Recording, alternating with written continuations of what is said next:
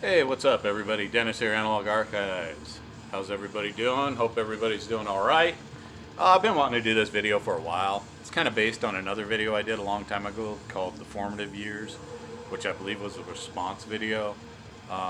Basically talking about like what albums got me into like the music I listen to.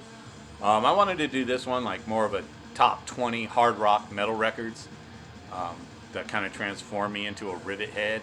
I like the word rivet head. But I wanted to talk more specifically about these 20 records, and because I think these were like all came out around the same time, maybe 1 to 2 years apart, or I kind of listened to them all at the same time, whether or not they came out at the same time. But these records were more. This is like a progression of, oh shit, this just came out. I just heard this and this and this and this, and then on to thrash, on to death metal, black metal, etc. Right? When I was a kid, just like kind of like a lot of people, I wasn't super exposed to music besides the radio. I didn't have MTV for a minute. The only person that had MTV was my great grandma, so I would have to watch it over there after school sometimes. And at that point, I would say about I had to be like 9 years old or so, and this kid, I was at a daycare, and this kid brought this record, and he was like, "Hey, check this out." For some reason, we had a record player outside. I don't know if it was one of those Fisher Price, like portable, cheap ass pieces of shit. But he was jamming this, which was "Off the Wall" by Michael Jackson. And then right here, I numbered all my records when I got them when I was a kid. I don't know why. This is my 11th record I own. But a lot of those were just like fucking soundtrack records or storytelling records. I remember one was The Sorcerer's Apprentice, not the Mickey Mouse one. It was like a real book one. But yeah, this was probably one of my first actual music CDs. I mean CDs, records that I ever owned, and I bought it because that kid had it. But the funny thing, at the time when he was playing this, I was really into this kind of music and funk and disco and shit like that. Really loved the SWAT theme, Star Wars Disco by Miko. But I wasn't like super. I like the Eagles and fucking Loverboy and shit like that. Probably Toto, all that '80s stuff. Like I would say, but at that time it was a little before all that stuff came out. So it was more like Bee Gees and shit like that. But there's an older kid there, and he had brought over another record, and he was like, "Fuck this, man! This shit sucks. Disco sucks." I think it was that Disco Sucks time, right? And so he brings over this, and he starts jamming this, and I'm like, "Oh man, I like this. I like this too." And it wasn't like, "Fuck disco." It was more like, "Yeah, I like this music as well as Michael Jackson," which I still do. So, and I'm not a big Michael Jackson fan. I just like that record. Thriller's okay, but I never really liked anything past that, or rarely listened to anything besides Off the Wall. But this album in particular, my cousin was about a year older than I was, and I remember hearing this, and I went to his house. I used to stay there sometimes for a week. That's a whole nother story about a full over the edge type of suburban area he used to live in that was like really cut off from society pretty much. He lived in Morgan Hill, which was a new community, kind of like New Granada and Over the Edge. So the kids ran wild because they didn't have shit to do there. They would just smoke weed and drink and have parties and sex and all sorts of shit, which was like something I was new to, especially at fucking 10 years old, right? So I was, Anyways, back to my story. So I told him about this record, and he's like, "Oh yeah, dude, Running with the Devil." And he has this record and puts it on, and I'm like, "This is the shit, man. I'm loving this, right? Do you have anything else like this?" And he's like, "I really like AC/DC." I'm like, "Who's that?" But that'll come later. he didn't have any AC/DC, but back then it was about the radio, and you could hear that stuff on rock stations. But my mom never played that, so he had this though, which I thought was cool, which was Ted Nugent "Scream Dream." So hearing this, I really like this album too, Wango Tango, and they had a video for this on MTV. As that and Scream Dream, Wango Tango. I remember both those videos, and I would wait for them to come on. I don't remember a Van Halen video, but Ted Nugent I do remember. So then later on, let's get to my actual damn records, right? So that's like 79 or so. I'm guessing. I'm assuming it's around that time. I had gotten into other stuff at the time. I saw this movie, Heavy Metal, which had all these great bands on it. I really like the Black Sabbath and Blue Oyster Cult and Devo songs on this. Of course, the soundtrack, the main song by Sammy Hagar is awesome as well. I love this movie. I used to watch it on cable when my mom wasn't home. So that was always fun. But yeah, Heavy Metal, great animated movie if you haven't seen it. But it introduced me to more music that I hadn't heard before. I think I'd heard Godzilla before by Blue Oyster Cult. This was a lot better. So, anyways, let's keep it going. So let's go with number 20. We have Van Halen, Fair Warning. And I believe this came out in 81 as well. I'm not positive, but I think so. Yeah, 81. So again, here's a sticker. My 14th album I ever owned. So, and these aren't in any way like, so I heard this first. Now it's just my top 20. Always loved this record. The funny thing was, so my cousin had come over and I was like, I got the new Van Halen album. And he was like, what? Like, so already I had been progressing farther than my cousin had and most kids. Like, I just started going farther, faster, trying to listen to more and more stuff that came out. I don't even remember how I got a hold of this, but this album cover always fascinated me. With the kid punching the other kid and the other kid just being so happy about it. It's just an awesome record. Mean Street, Unchained, One Foot Out the Door, just Sinner's Swing, just great. This and Women and Children First are definitely the heaviest Van Halen records. And they were definitely on point on this. But yeah, I love this record. Still do. Up next, now we're going to jump to like 85 with Loudness, Thunder in the East. Another great record where I saw the video first for, I believe it was XYZ. That's not the song, it's Crazy Nights. Crazy Nights. This is a banger of a record, dude. Like Hell, Heavy Chains, Clockwork Toys, a great song, Run for Your Life. And these guys had come out with previous albums. I had seen them at the record store, but I didn't know who they were. So after that, I bought the other ones, Disillusion, and I can't remember the other one, Soldiers of Satan. It's not Soldiers of Satan, Devil Soldiers. I had bought those after this. So I bought the earlier ones, and those ones were actually all in Japanese. And I believe there's a version of this that is in Japanese as well. But obviously this is the American press. It's just a great, heavy, hard rock album. Obviously influenced by the bands at the time, like Motley Crue and Rat, but it had a different sound to it. It was a lot heavier, which, was great at the time for me. Another band, this one is from 84, I believe. 83. We have Icon, self-titled. I know I talk about this record a lot. These dudes are from Arizona. Dan Drexler. Such a great record, dude. Rock On Through the Night, Killer Machine, On Your Feet, World War, Rock and Roll Maniac, Under the Gun, Iconoclast, Awesome, awesome songs. Look at the guys, man.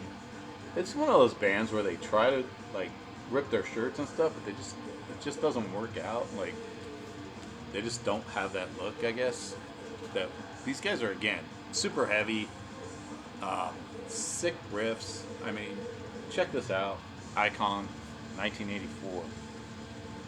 Here's another one no one talks about, and I know why they don't talk about it because no one's ever heard this record really. The first Great White record. Well, look at these guys. Way different than what they turned out to be. And this one's a lot heavier than anything after this. Nice embossed sleeve. I used to love this record so much. I remember one time my class went to Disneyland and I listened to this the whole way there on cassette on my Walkman. But you have songs like Out of the Night, Stick It, Bad Boys, On Your Knees. On Your Knees was on the radio, fucking great song. Street Killer, No Better Than Hell, Nightmares, Dead End. Like, you can tell by the names of the songs, this isn't like that fucking bluesy Great White. This is definitely a metal record.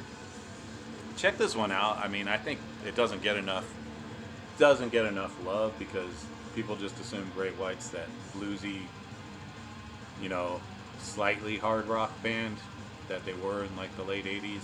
But this one came out in 83, I believe. So, yeah, so 83 Great Whites. 84, sorry. Up next, here's another one that you don't see. And this one's another one from 85. Rough Cut. I don't know what's up with this cover, but Paul Shortino on vocals. Another really, really good hard rock metal album produced by Dio. Just really good songwriting. Dreamin' Again, Taker, Black Widow, Dress to Kill. Just really good hard rock metal stuff that doesn't get enough love. I know they got way more commercial after this record, but this is the one to get. Check that one out. Up next we have, this is an EP, but I pulled out both of these. Some of these I just pulled out double. Rat, the first EP, and this was self-released, I think, or it was on some small label. Trying to see the name of the label. Time Coast. It was on Time Coast Records. I think Elektra did put this out actually after, but this one's the best as far as I'm concerned. You know, this is when they first had what's the songs on here? Sweet Cheater, You Think You're Tough, Tell the World, Back from War, Walking the Dog. Great record, and I believe this was 82, 83, somewhere around there. I think it was 83 because 84 you had Out of the Cellar, and this one, you know, stepped it up. Round and Round was, you know, their big hit on this. But I like the other songs on here better. Lack of Communication, I think, was my favorite song on here. You know, great songs. It's super catchy. And they came out after this with that the other album, Invasion of Your Privacy, which is good too. And then I never listened to Rat after that. But great records. Their first couple full lengths and that EP are fucking really good shit. This one's funny. I don't think I wrote down a date for this one. I think it's 82, I believe. No, it's got to be.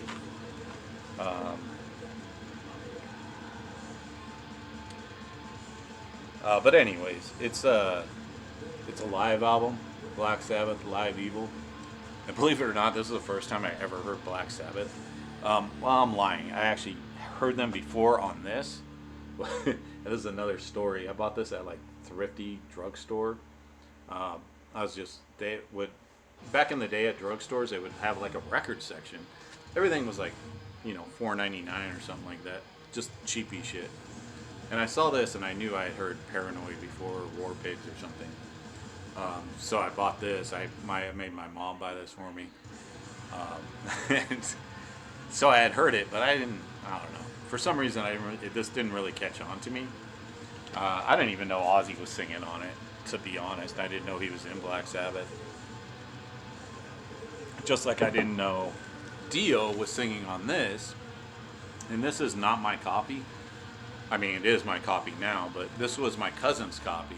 And I think I traded him something for it because I found out Dio was on it. Double LP, singing all the great Sabbath songs. And I'm like, who's singing on that? And he's like, that's Dio. And I'm like, Dio's in Black Sabbath? You know, I'm just a fucking kid. I don't fucking know. I don't know who plays in what. But I had heard Dio, obviously. So, really, this is basically my introduction to Black Sabbath, besides the live album.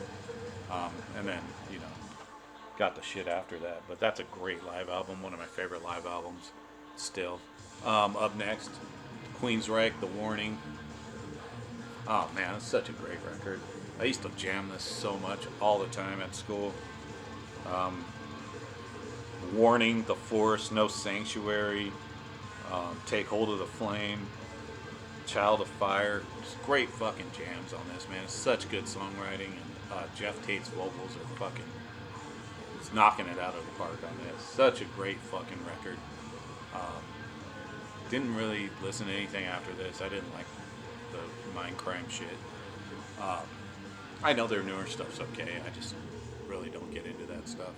But anyways, this album, such a banger, man. I remember, still, even at the time, I think I would listen to this in my Walkman, but then, you know, even then I would still listen to like Destruction, the Total Disaster and shit like that on the EP Sense of Death. It was just, they would go, nothing mattered to me when I was young like that. Everything, all metal just went hand in hand. That's what was cool about it. You could listen to fucking Queensryche, listen to Destruction, listen to some Run DMC after that. You know, my musical taste was all over the place as back then. It still is, but it was just cool to like, that's how that scene was. It wasn't like totally separated like it became, I guess. But I know why. I mean, I get it. Up next, another one that I had this record, and I would always play like Hell Awaits. I think I had Hell Awaits recorded on the back of this cassette because I had it recorded. But yeah, this album. I mean, what are you gonna say? Without Warning starts out. Just Got Lucky. Tooth and Nail. Just When Heaven Comes Down is a fucking heavy, badass song. Great fucking record. This is really the only Dokken album I really liked. The other stuff's okay. Back for Attack and Lock and Key and stuff like that. It just didn't grab me like this one did. I could still listen to this all the time. And for some reason, the other stuff never really caught on to me. I don't know why. It just didn't resonate with me. Up next, another Stone Cold classic, Scorpions Blackout. Again, what more are you going to say about this record? Just got Blackout on it, obviously. Just so many great songs on this record. So Scorpions are kind of hit or miss as far as like their records go, because you have like Love It for Sting, which has like a few good songs on it, but this one has Dynamite, Arizona, China White, all together. Just fucking badass, man. Blackout, Can't Live Without You, No One Like You, shit, man. And then, you know, going hand in hand with the videos on MTV for this, especially with Blackout and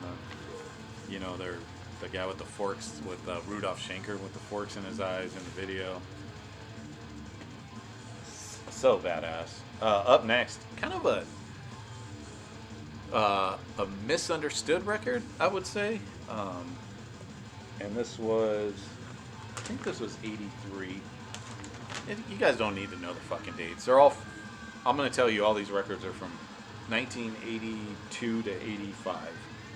So, I mean, if you really need to know the dates, go fucking look them up. You don't really need to know. But this one, I believe, is 84. Stay Hungry. And I really feel like this album, besides the two tracks, like We're Not Gonna Take It and I Wanna Rock, the other songs are, man, they're bangers, dude. Like Burnin' Hell, Horror, Teria, which has a Captain Howdy and Street Justice combined. This is like total fucking street rock metal. And you can tell this is how they kind of wanted to look. And I get it, like the record company, SMF, The Beast,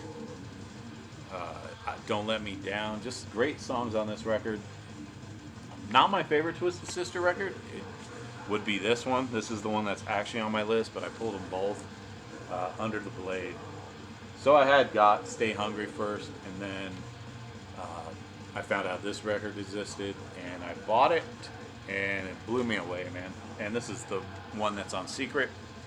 And you guys probably know the story if you watch the Twisted Sister documentary, that they couldn't get anyone to sign them, so they signed with Secret, which was a punk label in the UK. So then they were in the UK playing some shows, which they got stuff thrown at them and stuff like that, which was kind of crazy.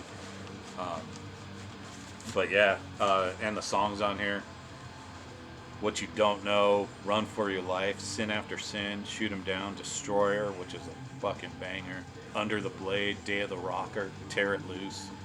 But you have to have this version because they remixed it.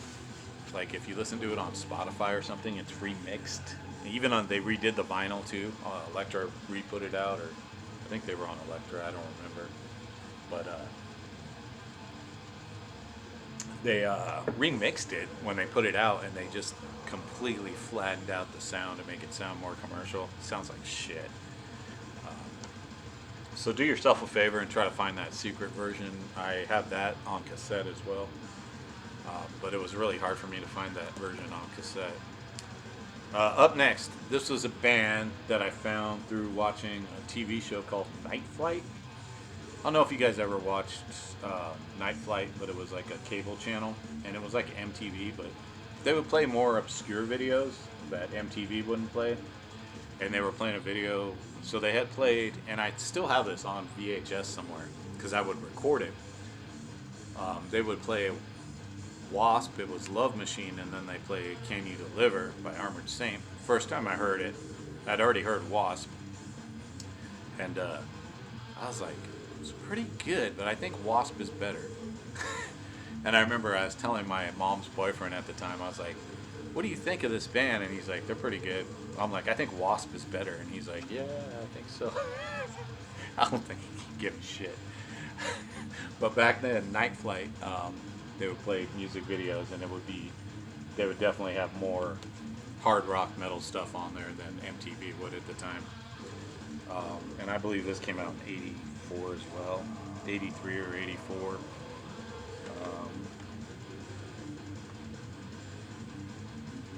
84.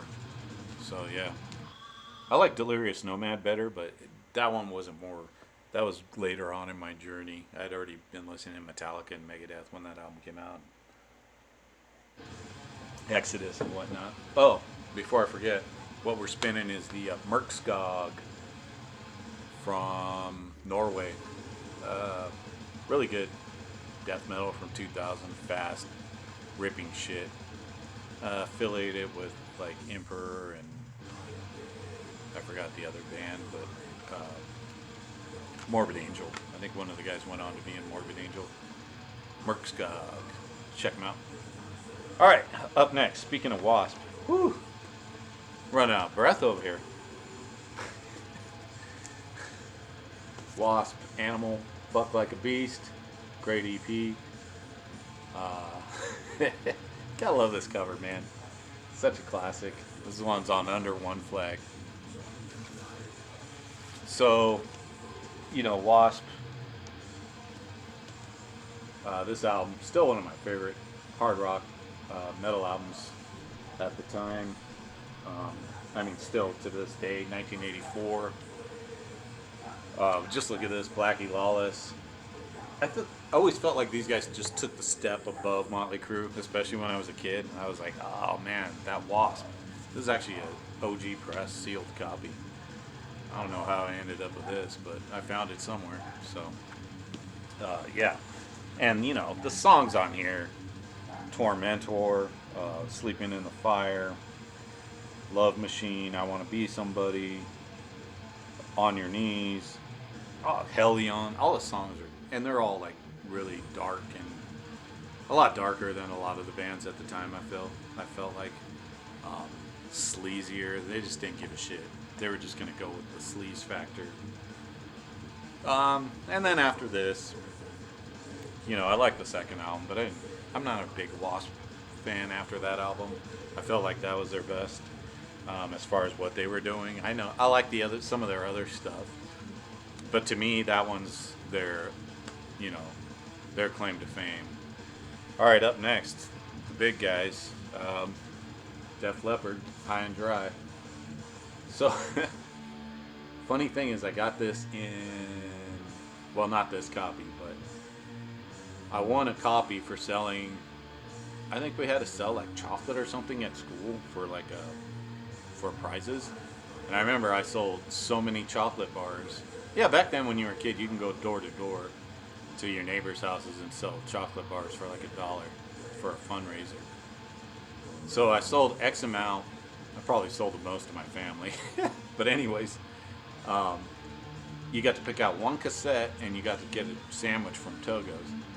So I bought this because I already had this record, Pyromania, but I hadn't even heard High and Dry. So I was like, I don't know, it's another Def Leppard album, I guess I'll buy it. And then I bought it, I was like, fuck man, this is way better than Pyromania. I always liked Pyromania too, especially when I was younger. I always wished I could see them when I was young, but my mom wouldn't let me go. Probably for good reason. But I think like Judas Priest opened up for him or something, I remember, because all the kids came to school with like Def Leppard shirt. And I was like, oh man. Someone had like a fucking Judas Priest like jersey or something too. So, but yeah, I mean, High and Dry, You Got Me Running, Let It Go, another Hit and Run, Lady Strange. I always like Me and My Wine, which I don't think is on here. It's only on the EP or the 45, which I have, but they came out with a video for it. Such a great fucking record, man. And this is like, then they went on to Pyromania, obviously big production, huge record for them, right? So, but this one to me was like their last like journey into like harder rock metal. On Through the Night as well is a great record. I even have their first record that was unreleased. You know, they were part of the new wave of British heavy metal at the time. Up next, Judas Priest. Fuck, man. What are you going to say? This album, probably my favorite album by them. Defenders of the Faith, man. Look at that album cover. I don't know what that is. It's a bull with bulldozer fucking tires with guns on it. Who knows, man? It looks like a Shogun Warrior to me.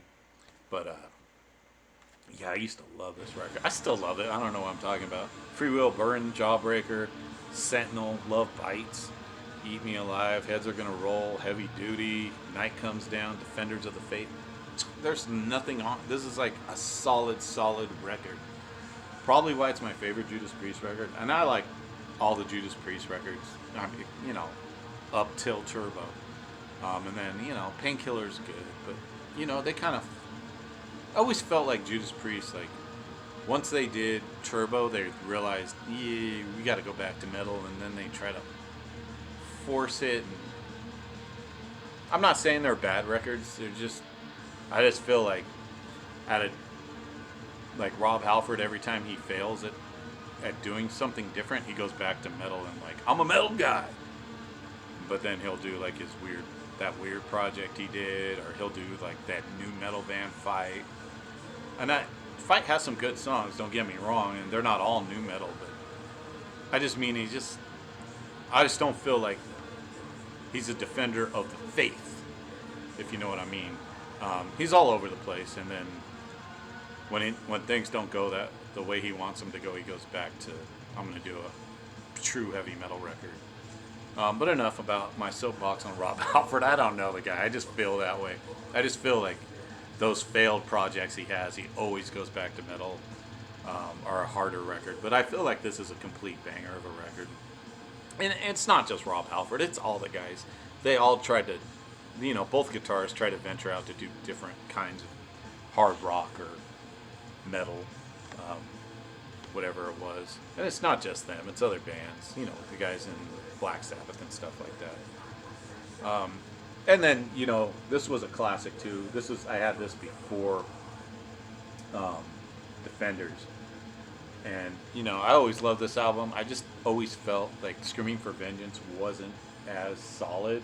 It has songs on here like Take These Chains and Pain and Pleasure, Fever. Just songs that are kind of like filler songs that I don't even really like. So, I mean, Bloodstone gets on my nerves. But, then it has Hellion, Electric Eyes, Riding on the Wind, fucking Screaming for Vengeance. You got Another Thing Coming. So it's got all those bangers on it. So it's still a great record. And a lot of times I heard this stuff on, I brought this out to show you like some of the record labels, radio stations I used to listen to like hear this stuff. There was a radio show, and I believe it was on KOME, called Metal Shop. That's where I first heard Armored Saint, like more of their stuff. I heard Icon on there. So I had heard these bands before, and they would play this thing. They would have a spot on there called Fresh Metal or something like that. And they would play newer bands. Check it out on YouTube. There's like, somebody uploaded a bunch of the radio shows on there, so you can check it out. They're like from 84 to like 88 or something like that. And this is like a promo for Judas Priest for their, this was their tour for Heading Out to the Highway. And it came with some $1 off for point of entry. I still have the coupons here from Tower Records. And then you got $1 off at the Oakland Auditorium if you went to the concert. So these are pretty cool to have. And of course to have this record that was probably only for the radio station, or a giveaway or something like that. Again, I don't remember how I ended up with this, probably at a flea market or something. A cool thing to have. But yeah, up next, another Stone Cold classic, but aren't they all? Ozzy Osbourne, Diary of a Madman. Hell yeah, man. I brought out some of these old pressings too that are straight, still have the record store stickers on them, just so you guys can see them. Such great nostalgia to see that kind of shit. What are you gonna say about this, man? Randy Rhoads fucking wrote the shit out of this. Ozzy's in top form on here, I think. I was considered a huge Ozzy fan when I was a kid. Rudy Sarzo on bass, Tommy Aldridge on drums. Just such great songs on here. My favorite being Diary of a Madman, the actual song. But you had Little Dolls Tonight, Sato, Over the Mountain, Flying High Again, which were both radio songs I heard. You Can't Stop Rock and Roll, or Kill Rock and Roll, and Believer. And the album cover, he just looks so fucking evil with the upside down cross back there, and again back here with the upside down cross. When you're a kid, you're just like, oh yeah. But yeah, back to my story about when I was in, I don't remember, I think it was like junior high. I was at a junior high dance. I remember Ozzy came on. So we used to have DJs at the dances, and we didn't really dance with girls. I mean, we did, but for the most part, they were like these burnout dudes that they got to do the DJ, so they'd always play like fucking metal stuff, like fucking Black Sabbath or whatever we wanted them to play, and we're just kids, and we're like, fuck yeah, man, play some Ozzy. But I was known as like this big Ozzy fan. I don't know how I got that reputation, but I remember my friend John, he was a big dude, and Ozzy came on, and it probably was like Over the Mountain or something. And I remember getting on his shoulders and just like, fuck yeah. Like it was a concert or something. It's so weird thinking about it now. And I remember in my yearbook that year he wrote, stay cool, keep listening to Ozzy. And then he wrote Ozzy in big old fucking letters.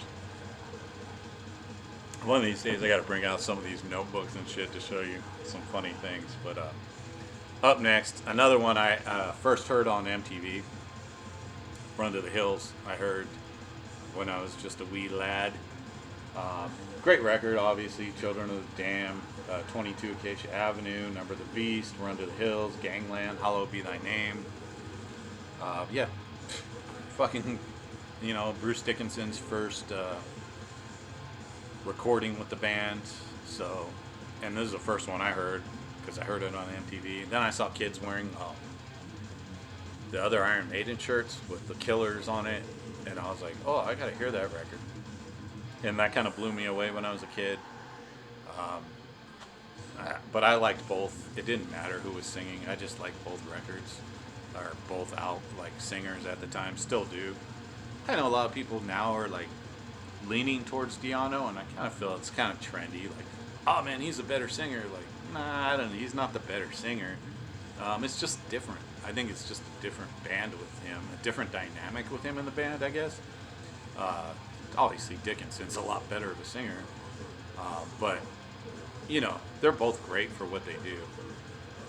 I'm not a big fan of like recent Iron Maiden stuff, but who is really, right? But yeah, their first like 5 albums are great. But that one, not my favorite Maiden album. That would be Peace of Mind, but still, it was a life changer for me at the time. I would wait for the videos to come on, like, when are they gonna play Iron Maiden? And that was when no one had MTV, so, or people had it, but no one I knew had it really. Up next, another fucking classic, man, Dio, Holy Diver. I remember buying this like just based on the cover. I bought the cassette. I don't know if I had ever heard Dio before, or if I ever heard somebody talk about him. But I remember buying this cassette and listening to it at like a family function on my Walkman, and just the whole beginning part with like the whole ambiance in the beginning with the intro. Just I was sold, dude. I was like, man. And then it goes into Holy Diver, and fucking amazing. Right along with this one, Last in Line, great fucking record. Love this record. Those first two, I like Sacred Heart too as well, but that came later and it wasn't as good. All right, getting down to the nitty gritty here. All right, huge life changer for me. Motley Crue, Shout at the Devil, man.